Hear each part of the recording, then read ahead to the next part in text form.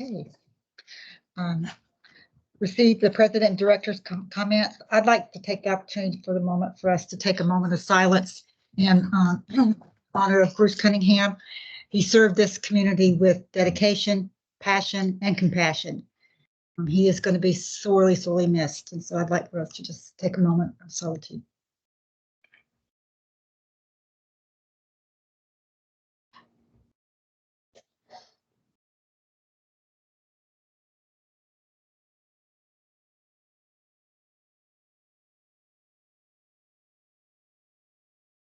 Thank you. And Deborah, if I might add, that if everybody doesn't know, there's going to be a memorial service and mass and celebration of Bruce's life, I think at 1 o'clock on March 2nd, Saturday, March 2nd, at St. Simon and Jude Church on Glenlock. If you don't know, follow up with me. I'll be glad to let you know how to get there. And also at the Brogan's Mill Farmers Market, they have a book that you can go by and sign and put in some memories of Bruce if you'd like. So, yeah. Do I have any other director comments? No. Okay. Are there any adjustments, Jeannie? I don't. It's not necessarily adjustment. You know how I feel about adjustments. Gentleman moved in, started service on July of 2022. Prior to that, it was a one-owner house. The prior owner was the original owner of the house, built in 81, I believe, or 81 or 83. Lived there 35 plus years. Anyway, sold it to this gentleman. He moved in July 2022. In April of 2023, pardon me, had a sewer backup and called us, requested us to come out and TV his sewer line.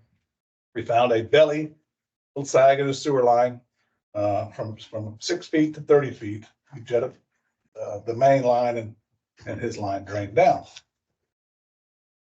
In January of 2024, he had another, just a month ago, he had another sewer backup, toilet backed up. We again TV'd his line, found the same belly. So he decided to replace the line. He decided to replace his line. Now, he's provided some photographs of what he's done, and I'll pass these around for y'all to look at. Basically, what his plumber has told him is that the problem is with the power line. He's the only person on this line. He doesn't share the line with his neighbor. The single lead goes to his house only, and it ends at a manhole in front of his house.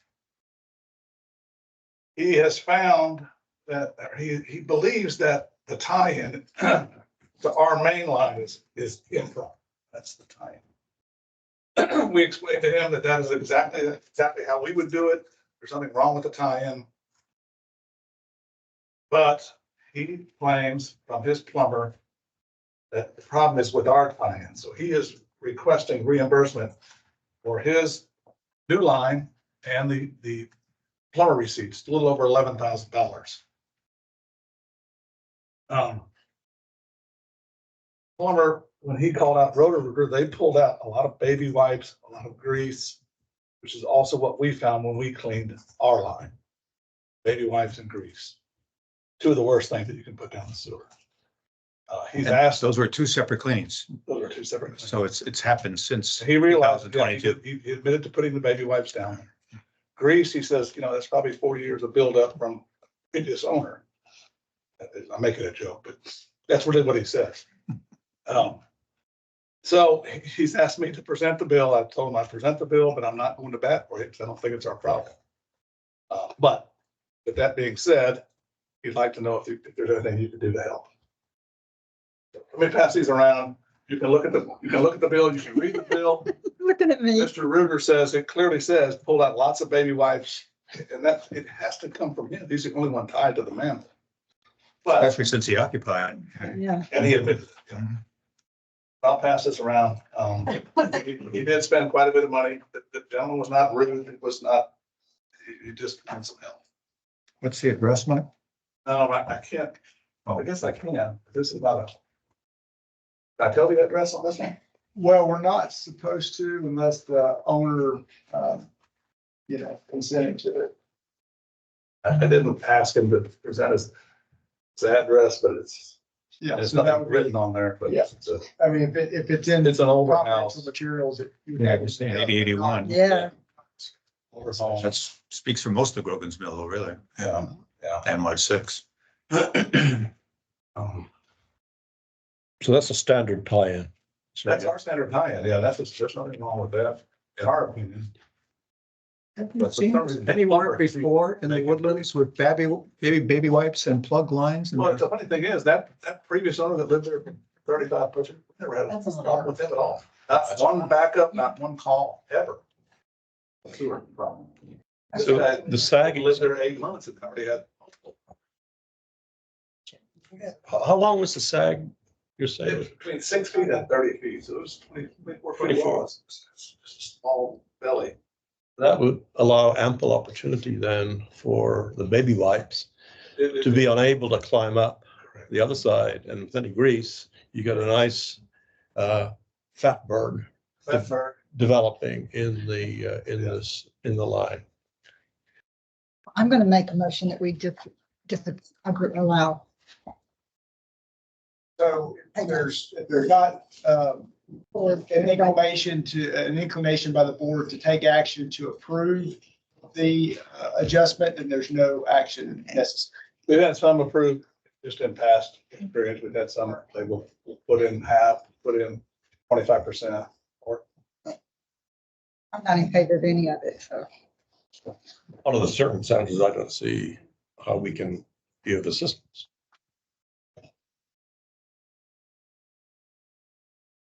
I was gonna first say, I feel sorry for the guy. defer to look at this, but I'm inclined to agree as well then too. Ignorance is not bliss. Yeah. Can't blame him for trying. 11,000? No, no. Thank you. And they say getting a degree will Yeah. make you wealthy. Okay, And he bought it. That was the thing, it was all- Oh, really? thank you. Okay. Next on the agenda is the consent agenda. Do I have a motion to approve, or are there any issues with the consent agenda? See any? Didn't have any issues that I marked. I'll make a motion to approve the consent agenda as presented. Second, A second. all those in favor? Aye. Opposed? Okay. Okay, on the agenda is to discuss the appointment of new director to fill the vacant position previously held by Bruce Cunningham on the board of directors and authorize any action necessary in connection therewith. I've got just one comment on that with the fact that I think there are maybe 6 people running for 3 positions, if I have that correct. Is there 6? And 3 in addition to the incumbents. Yes, I wonder if appointing somebody with 3 months before an election is appropriate or not. I'm just throwing that out there. Is there a requirement that we have to fill that position? No, with it being this close, I think Ron's point is a good one, that it'd be one thing if it was a term that was gonna go on for 2 more years, but with this position coming up in this election and we already have a contested election, I don't think there's really any benefit to the board other than marginally improving the likelihood of you making a quorum the next 2 months, because you're down to 4 directors as opposed to 5, but you're only talking March, April, May, 3 more meetings. Yeah, we won't even meet in May until after the election. Correct. So no action then. Okay. Okay, so I asked them to put this on the agenda to discuss and act on honoring something from Director Cunningham. I think it behooves this board in our district to do something to honor Bruce. I don't know what that would be. I just felt like we needed to discuss that. Yeah, it's very appropriate. I mean, typically, people that have served several years or more, and Bruce has served in a number of capacities, director, president, vice president, just within Woodlands Water.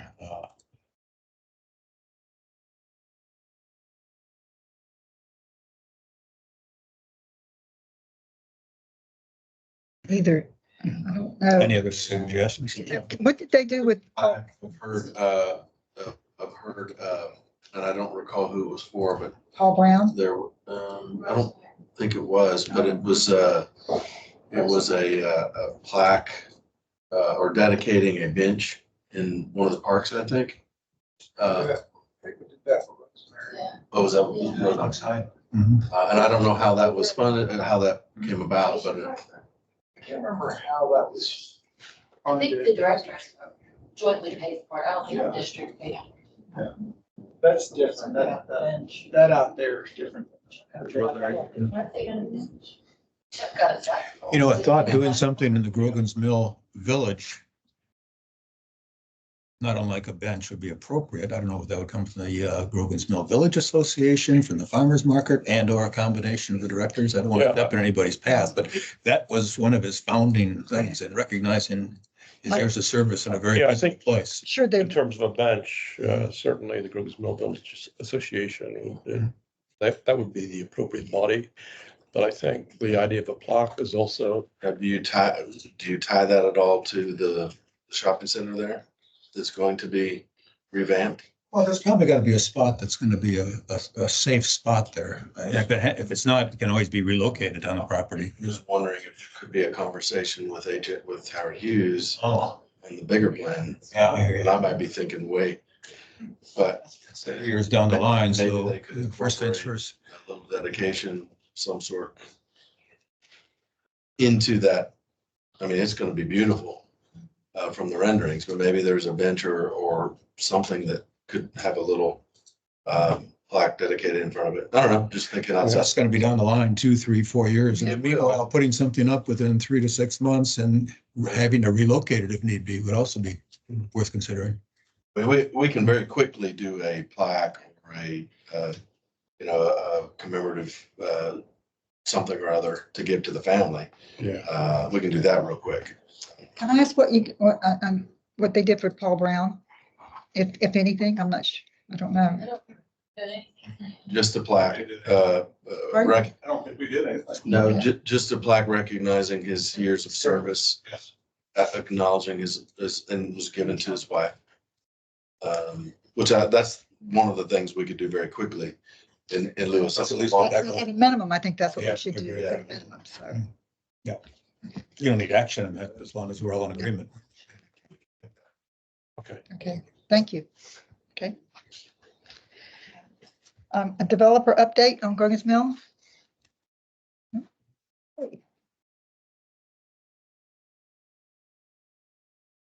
Received the regular monthly SJR Woodlands Division report, including updates on the operations, projects, and public outreach.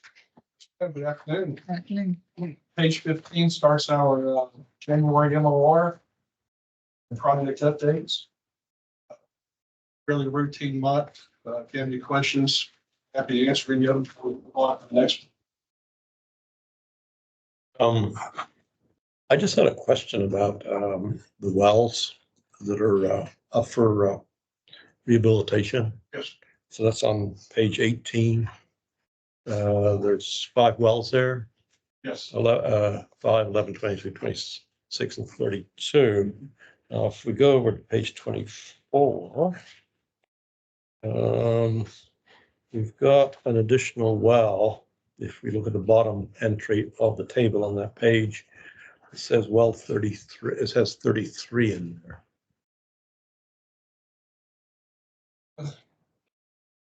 It's a typo.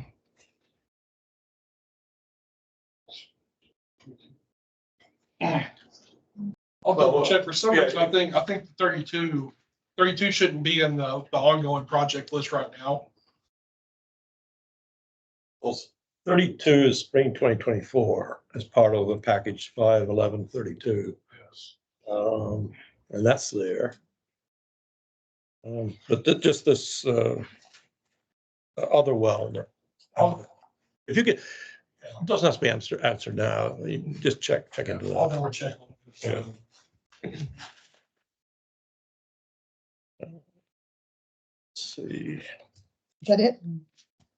I had another question. Okay. On page 22, the wastewater conveyance optimization has contractual completion for design April 24. 0 has been invoiced to date. Are we in between some kind of monthly cycle, or what are we looking at here? We just kicked off on it. In the wastewater conveyance.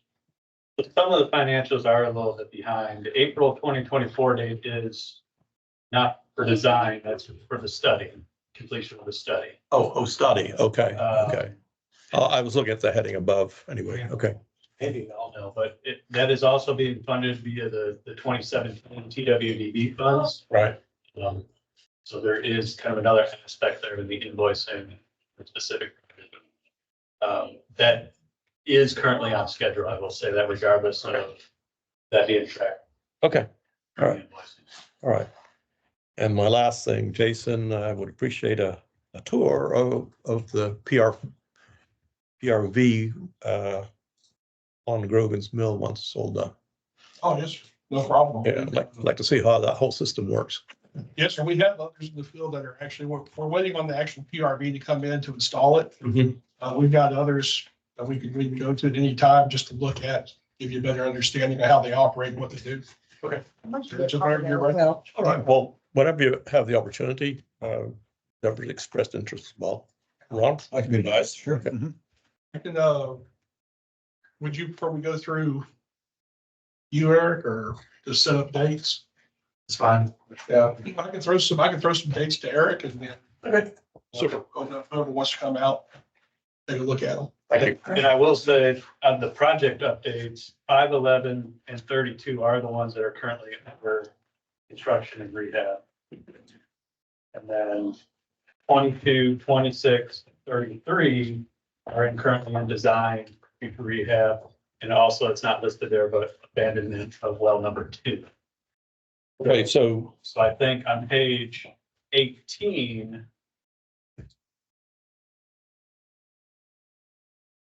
the 22 and 26, Jason, I don't know why they're there. It seems like it seems off. But definitely, we'll take a look, we'll get. yeah, no worries. It's Actually, in the final column, it does note that yeah, 22 and 26 are fiscal year. for next year. Oh, there you go. Yeah, fiscal year 20. So do you only want to see the PRV or anything else on the tour? Let's see. Anything new with any of the water plants? Or is it, Nothing, no, sir. I think it was you and I that we went out to the elevated storage tank. Yeah, behind the post office. Yeah.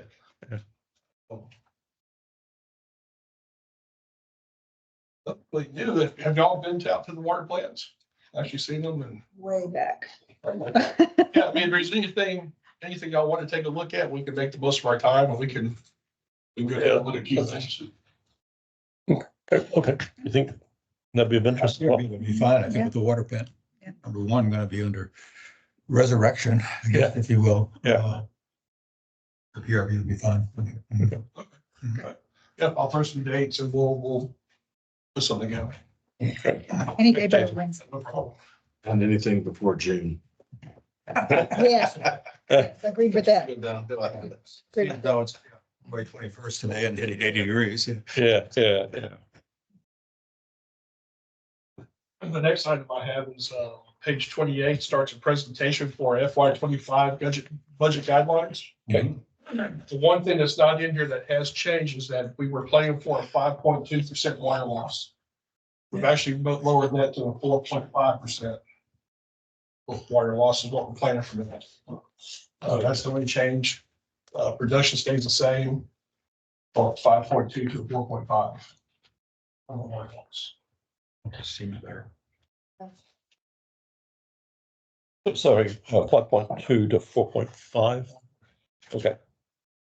Thank you.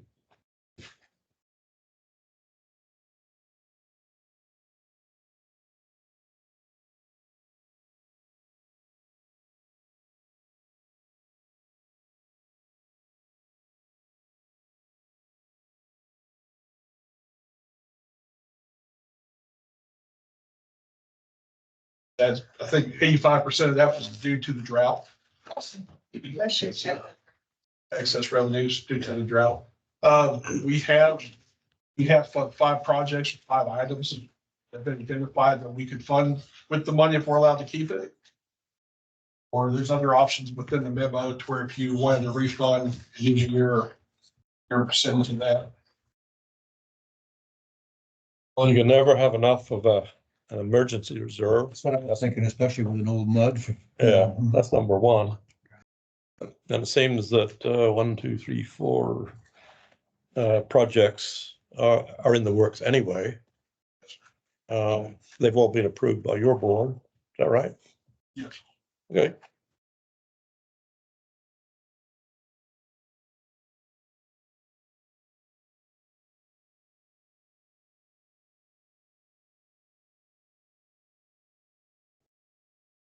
Funds now. Right. Well, that's what I was saying, the project itself, but not the funding for the project. Secured. Access being designated as excess. Okay. There are a couple of, I think, mainly the last project for TechStot that we're currently doing under O&M funds. That's because we have a voice in that one. It has to be done. TechStot is requiring us to move those lines, so it has to be done. Right now, we're doing it out of operating funds. But to try to curb not overusing the operating funds for that item, that's why they're recommending it to be replaced by the repair and replacement funds. So the intent would be to move those out of the right of way so that there's no interference with any DOT activity. Is that? TxDOT's coming in, they're installing a couple of flood detention ponds. Yeah. And their inlet and outlet Right. lined up just in our elevation of our current lines. Yeah, it always works that way, doesn't it? Yeah, yeah. Well, tell me how to vote. I know how I'm gonna vote, but I don't want to be. I think I know I'm gonna vote too, but being the oldest mud and also knowing that we have what appear to be ample reserves, but I always fear the unknown. Yeah, So what are you suggesting? What do you think? That if each mud could request a refund, that'd be one from Mud 6 that would recommend that we ask for a refund. well, I was thinking the reserve is actually SJRA's reserve, right? No, I'm talking about our existing reserves within Mud 6 on page. Yeah, so the Page 9. The options are either River Authority keeps those funds and uses them for the projects, or there's a pro rata refund Right. to the MUDs as indicated on page 45, but in which case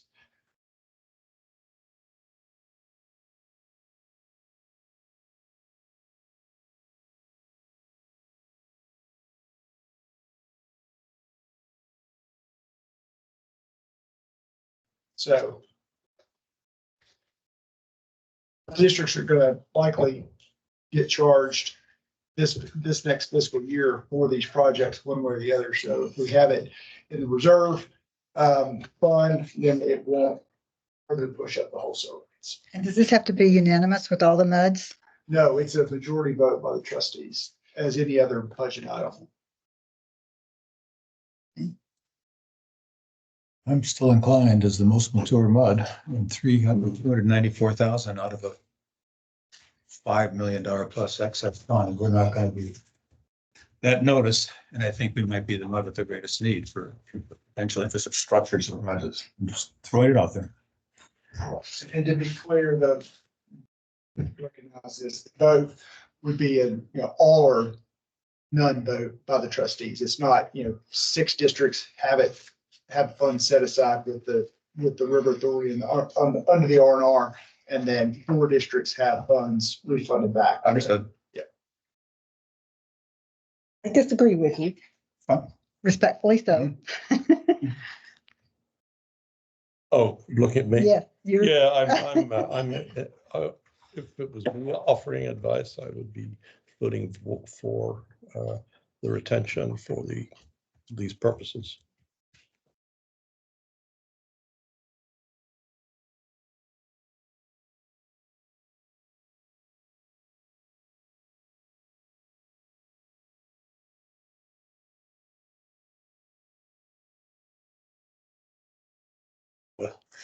With Understood. infrastructure renewal, et cetera. Represent our residents as best we can.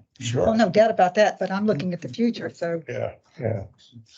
thinking of the future. Good question. So we take, there's not an action item on here today. It's really for y'all to get informal direction to Neil. We've tried to incorporate that more systematically on these votes by the trustees so that there's not kind of miscommunication among boards and their trustee to give direction. And in the case you don't have a full majority of your board, 3 out of 4, 3 out of 5, then it's hurt your conscience. Oh, that's a heavy load to carry. Well, I'm sure you can handle it. I'll do the best I can. All kinds of faith in you. Oh, no, it's even worse. All right. But that's all I had. Okay. Dan's got a couple items for y'all. If there's no questions for me. Thank you very Jason. much. Thank you. All right, couple handouts for y'all. This first one is just, no action on it, just for your reference only. As you recall, we talked for months on the AC water lines and the condition assessment program. So where we're at today, just to provide an update, is this is the draft detailed scope of work for our consultant to perform that assessment. We have gone out, did a request for qualifications. We selected HDR Engineering. They have a number of experts that have done very similar stuff to cement waterline testing in the past. They've wrote a number of journal articles on it. Some of them have been discussed within the MUDs. Overall cost is just over $1 million. That includes all the engineering. It includes the non-destructive testing and also includes the laboratory testing of any actual physical pipe samples that we would review. So you may recall a number of months back, we were talking $3 to $3.5 million or 2 to 4 years assessment. Now that we have a consultant on board, can actually discuss that with them.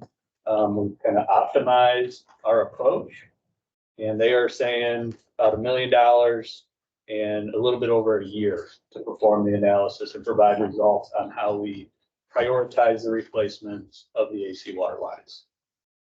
You will see in the memo Jason just talked about the excess funds memo. There's about $1.6 million in there that is being recommended or requested. The additional $550,000 would be for SRA to go to a contractor to do actually the excavation portion of any destructive testing. They got about a little over $1 million here in this work order with the engineering consultant firm, the non-destructive testing, and then a contractor under a separate contract helping us with any destructive testing. So I'll pause there to see if y'all have any questions on that, but this is something we've talked about a lot and want to provide you. So this compensation number, a couple things. One, I find it odd that it includes pennies. So, but secondly, do you expect this to be a hard and fast number, or do you expect that number to go up? Could it, if you expect it or think it might go up, why would it go up? So we are pretty confident in this number. I've worked a number of months now with the consultant to pull that together.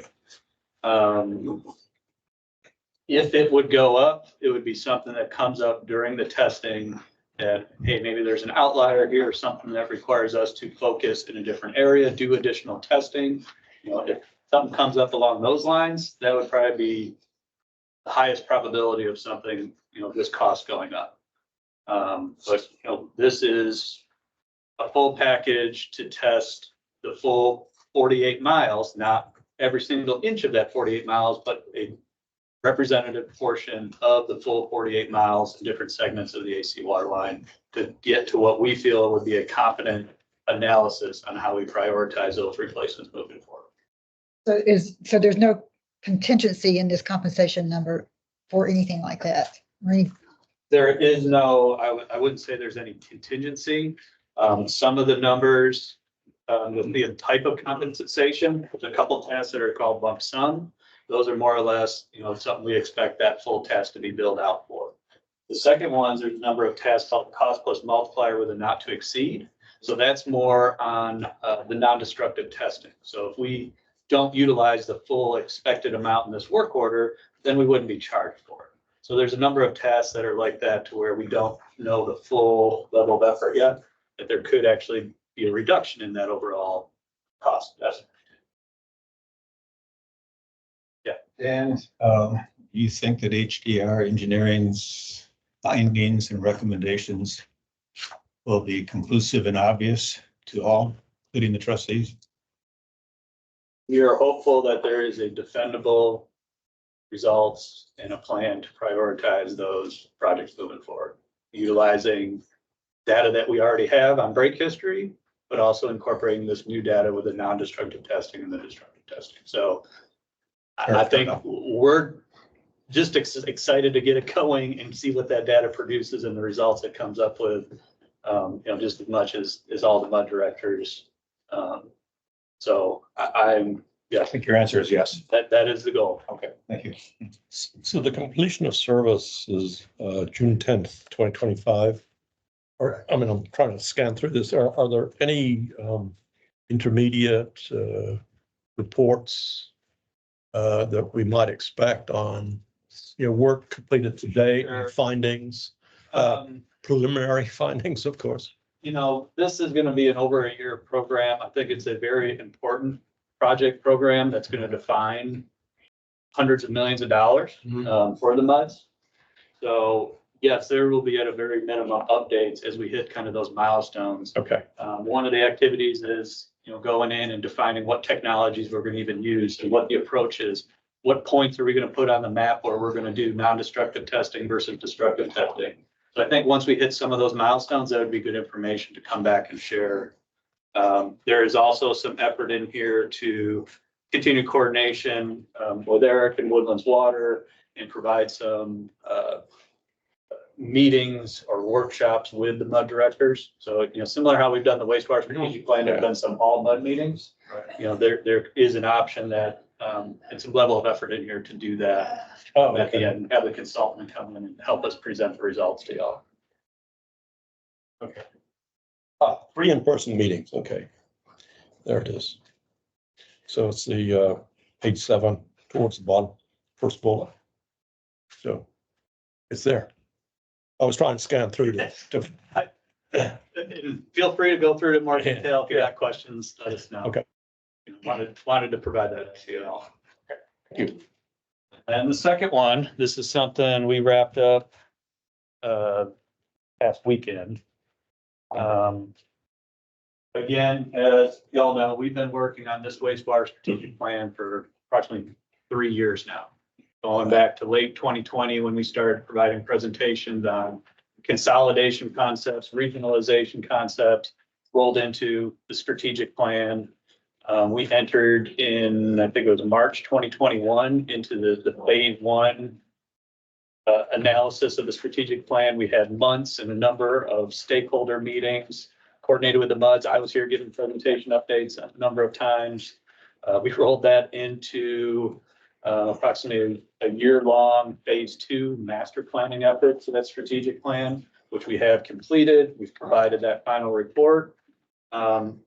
But there's a lot of reports, reports that are hundreds of pages long. There's tech memos that are intertwined in that, to where we feel, a number of MUD directors across the Woodlands weren't there when we first started either. So what we've tried to do is bring the past 3 years down to one tech memo, more or less an executive summary of what each of these reports findings were, where key decisions were made. And then also went back, and something that's been talked a lot about is the condition assessment of wastewater treatment facility 1. So there's some other reports that date back 2010 timeframe that also are touched on in this memo, and key findings that other consultants have found with the condition assessment of wastewater treatment facility 1 that would further justify replacement of that facility. So again, this is something we just finalized and put together.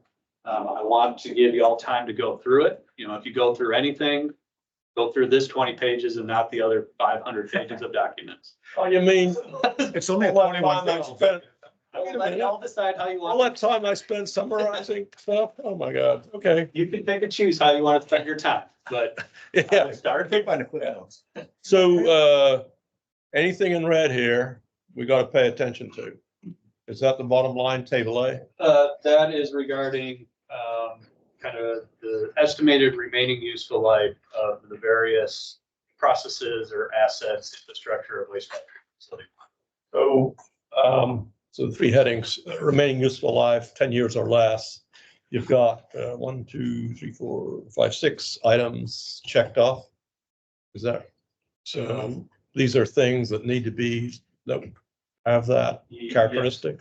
Those are on the list of an estimated remaining useful life. Let me go, does not meet permitted annual average day recommended peak flow capacity. And there's a whole majority of items are marked as not meeting that permitted requirement. And without going into a ton of detail, that is in this tech memo explaining why Okay. some of those processes do not meet it. Regarding, it might be because we got aeration basins out of service. Mhm. Another one talks about clarifiers being undersized and are shallower than they should be. Right. To be able to, on paper, be able to meet that permitted capacity. As y'all know, we've had no violations or anything like that on plant one, and you got Jason and the team of operators out there that are maintaining compliance. Mhm. So are we maintaining compliance? Yes, but is there concerns when you do the math on, all right, the basin of this size and a clarifier of this size, should that meet the permitted flow? That's where the concerns come. But we can't keep going on belts and braces forever. So, then the next one, performance limitations are non-compliant with current code. Majority of items are shown as being, again, not meeting compliance or there's some limitation. Again, that goes back to the design and the engineering, Yeah. or if you were to build that same size plant to that permitted capacity today, the basins would be much bigger. Right. It also goes into if we had to try to rehab and replace some of these in, while operating the facility, replace it on the existing site, we would most likely have to comply to some of those new codes. So what fits there now for an aeration basin, for example, may not fit under the new codes to be able to just kind of replace it in existing location. And there's concerns with that. So there's a lot of technical information in this, even though it is an executive summary, but feel free to read through that. Provide Eric any questions you may have, and they'll funnel back to us, and we'd be more than happy to answer those. Excellent. Thank you. Yes, thanks. Jump up here. Ed. So there we go. So now the attorney's report. Election update, as y'all probably know, we have a contested election now in Mud 6. We have 3 seats that are up, 5 candidates are running. Little bigger picture view, all 9 of our non-commercial districts have contested elections. And we have a total of 51 candidates for 26 positions. I think that may be a record. Really? Yeah. As we talked about before, we're coordinating with Montgomery County to get the documentation in place for ballot language and pronunciations of director names that they need and what have you. All those nuts and bolts are being worked on now. The deadline for candidates to withdraw, if they are so inclined, is this Friday, February the 23rd. So that list in theory could go down a little bit. Don't have any indication that it will, but in theory it's possible. After that, we will conduct a ballot drawing Monday, February the 26th with Water and Shell is working on getting a notice out for that to everybody. So is that ballot drawing for all the MUDs at the same time? Every one at a time. Staggered, yeah. Yep. That's all I have. First. Yep. Wow. Consider adoption of the resolution concerning the developed district status for the year 2024 tax year. That is going to be deferred until next month. We'll get the information last week from LJA. Y'all will continue to be a developed district as you were last year, but we'll carry this out on forward to next month to take official action. Consider an act on the district's annual customer report. Yes, I'll let John pick that one up. You have a draft in front of you. You should have a hard copy here in front of you. We've been doing some back and forth on this. Feel like it's in pretty good shape, but we can still make revisions. I'd like to get it in by Friday, if you see anything that you'd like to change on it.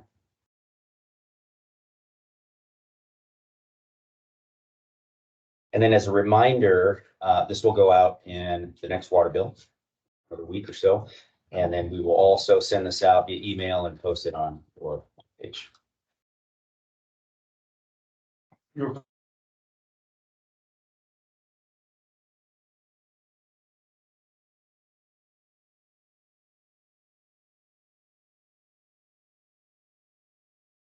Gainer I by think, Friday are or we ready to act? I'm good.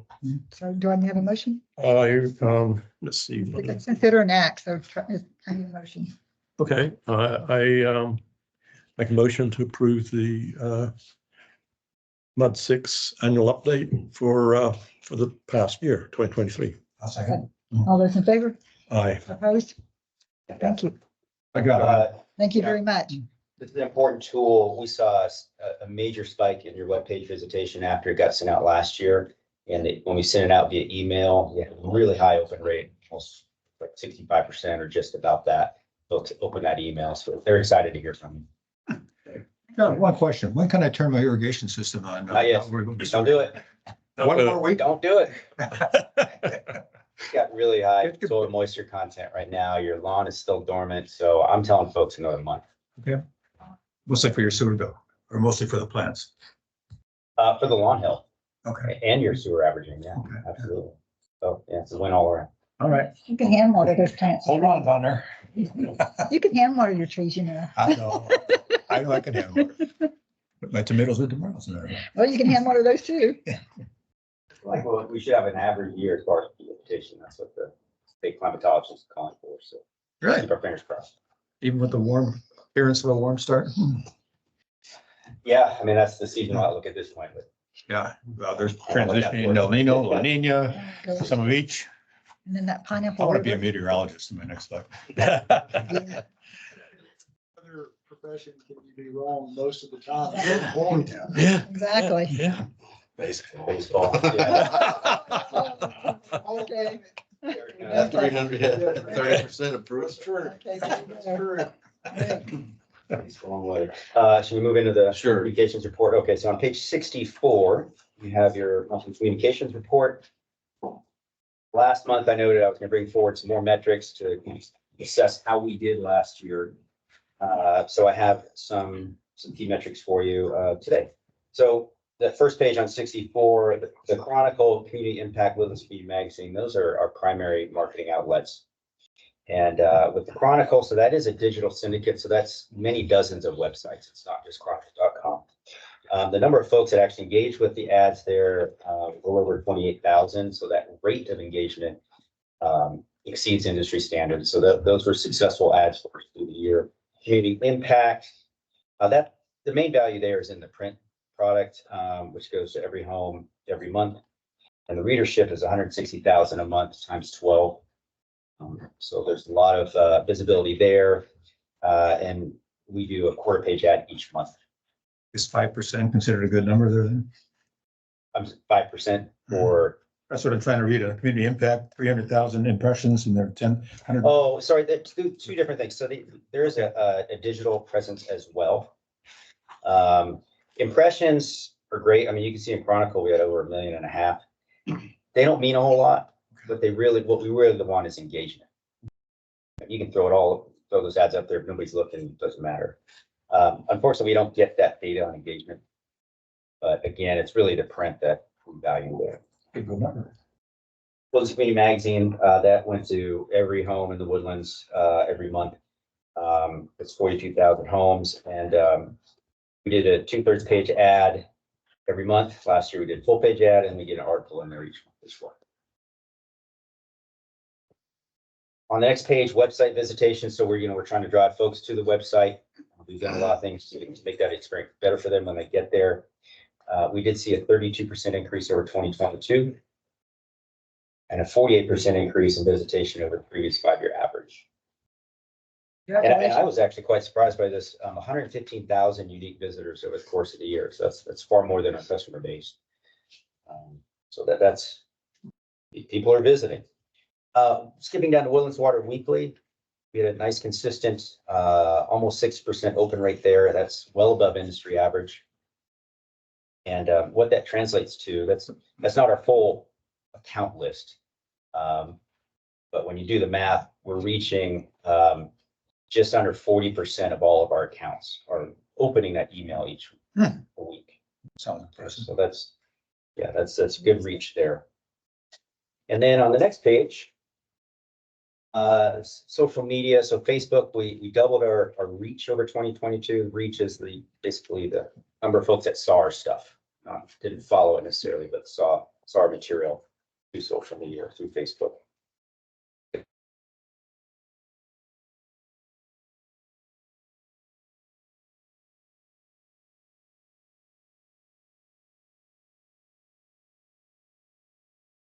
Down to. So we look at knowledge, opinion, and behaviors, right?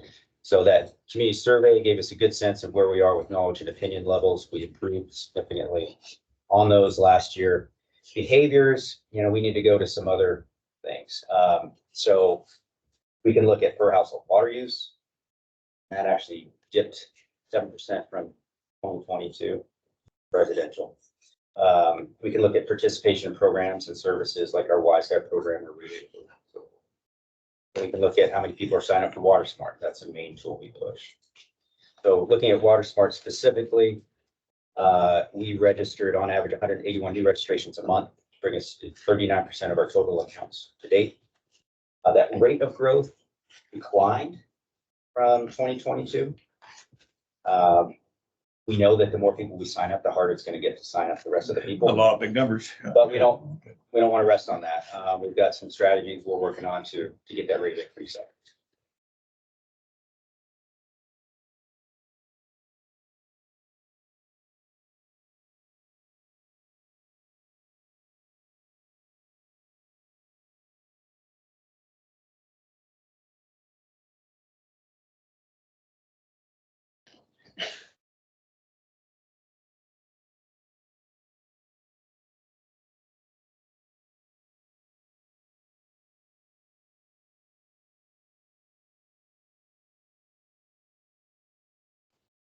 We got their assessment of our communications and SJR's communications the end of the year. And then that informed their strategic plan. So the PEC is currently reviewing that strategic plan and providing comments to Holloway to tune that plan. And we hope to implement in the next 4 to 6 weeks or so. Keep you up to date on that. Thank you.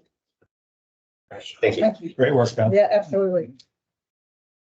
General Manager's report. Yes, just a couple other items.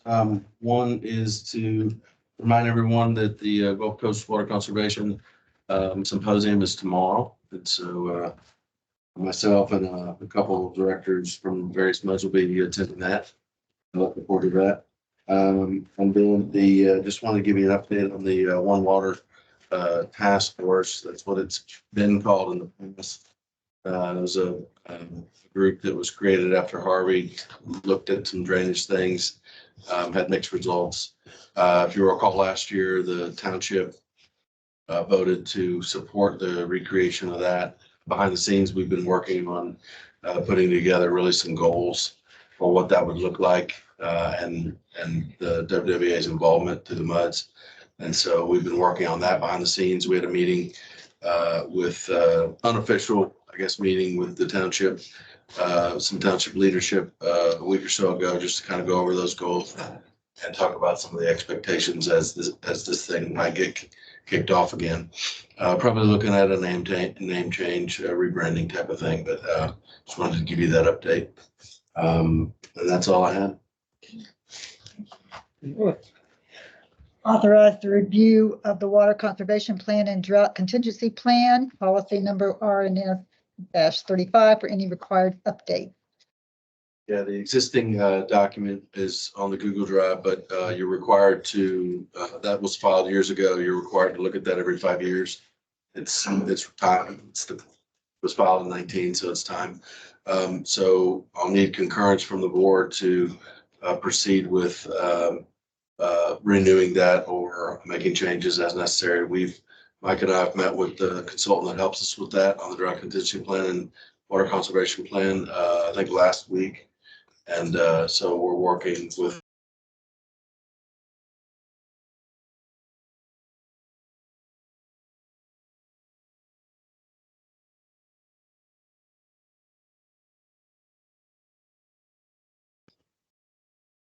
We'll work closely with SDRA to align the drought contingency plan with their drought contingency plan as they need to be aligned. So we need a motion from us to author, or just to authorize you. Concurrence, don't need, either way, yeah. Concur. Yeah. There you go. See the Woodlands Water Trustees report. I was honored to be able to go as the only single person on Valentine's Day that didn't have a date. I got to go. It was my first ever trustee meeting. It was quite interesting. And one of the things that we did at the trustees meeting is that they elected, and I'm trying to, Imelda Diaz. Not necessarily elected. We Endorse. endorsed Imelda Diaz to replace, and I'm sorry, but I'm throwing up. Esteemed Mr. Gaynor. Thank you. Yes, Mr. Gaynor, because who actually said resigned because he felt the next phase he didn't have the skill set to address the next, that's what they told us, to address the next phase. And in interviewing and reviewing Imelda, they all felt that she had the qualifications, and so the trustee endorsed her. So, okay, that's my report. Should I add anything? That was it. Okay. The rest of, any other details are listed there in the trustee summary if you have any questions. But that was the main action that was taken, correct? And that was for the Sandstone River Regional I'm sorry. Flood Planning Group. No, I just wanted to clarify what that was for. Should have clarified that. The upper watershed position. Yeah. Any reason to go into closed session? Okay. Any items for the future agenda? Other than what Brian mentioned. So. Okay. Meeting closed, adjourned. Thank you. Glad you approve. But we had a good discussion. We That's the did. important thing. I agree. Absolutely. All of our meetings are productive. The stuff